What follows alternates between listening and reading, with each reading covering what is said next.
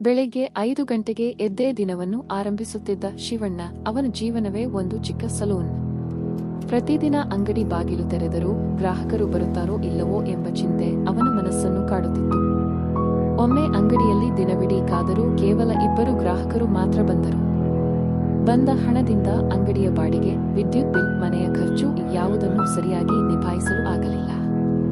ಮನೆಗೆ ಹೋದಾಗ ಮಕ್ಕಳು, ಅಪ್ಪ, ಶಾಲೆಯ ಫೀಸ್ ಕಟ್ಟಿದ್ದೀರಾ ಎಂದು ಕೇಳಿದರು. ಶಿವಣ್ಣನ ಬಳಿ ಉತ್ತರವೇ ಇರಲಿಲ್ಲ. ತನ್ನ ದುಃಖವನ್ನು ಮರೆಮಾಚಿ 2 ದಿನದಲ್ಲಿ ಕಟ್ಟುತ್ತೇನೆ ಎಂದು ನಗುವಂತೆ ನಟಿಸಿದ. ಮರುದಿನ ಬೆಳಿಗ್ಗೆ ಮತ್ತೆ ಅಂಗಡಿ ತೆರೆದ. ಆದರೆ ಈ ಬಾರಿ ಎದುರಿನ ರಸ್ತೆಯಲ್ಲಿ ಹೊಸದಾಗಿ ದೊಡ್ಡ ಎಸಿ ಸಲೂನ್ ಆರಂಭವಾಗಿತ್ತು. ಹೆಚ್ಚಿನ ಗ್ರಾಹಕರು ಅಲ್ಲಿಗೆ ಹೋಗತೊಡಗಿದರು. ಶಿವಣ್ಣನ ಅಂಗಡಿ ಖಾಲಿಯಾಗತೊಡಗಿತು.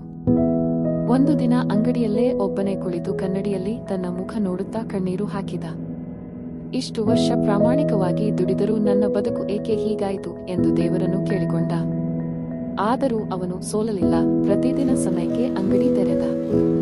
ಪ್ರತಿ ಗ್ರಾಹಕನನ್ನು ಗೌರವದಿಂದ ನೋಡಿಕೊಂಡ. ಇಂದು ಇಲ್ಲದಿದ್ದರೂ ನಾಳೆ ಒಳ್ಳೆಯ ದಿನ ಬರುತ್ತದೆ ಎಂಬ ನಂಬಿಕೆಯನ್ನು ಮಾತ್ರ ಬಿಡಲಿಲ್ಲ. ಜೀವನ ನಮಗೆ ಕಲಿಸುವ ದೊಡ್ಡ ಪಾಠ ಒಂದೇ: ದುಡಿಮೆ ಮಾಡುವವರ ಕೈಗಳು ಯಾವತ್ತೂ ಖಾಲಿಯಾಗುವುದಿಲ್ಲ. ಕಷ್ಟಗಳು ಶಾಶ್ವತವಲ್ಲ, ಧೈರ್ಯ ಮಾತ್ರ ಶಾಶ್ವತ. ಆ ಕ್ಷೌರಿಕನ ಕತೆ ಸಾವಿರಾರು ಸಣ್ಣ ವ್ಯಾಪಾರಿಗಳ ಬದುಕಿನ ಕಥೆಯೇ ಆಗಿದೆ. ದಯವಿಟ್ಟು ಈ ವಿಡಿಯೋನ ಎಲ್ಲರಿಗೂ ಶೇರ್ ಮಾಡಿ ಮತ್ತು ಸಪೋರ್ಟ್ ಮಾಡಿ ಹಾಗೂ ಪಾರ್ಟ್ 2ಗೆ ನಿರೀಕ್ಷಿಸಿ.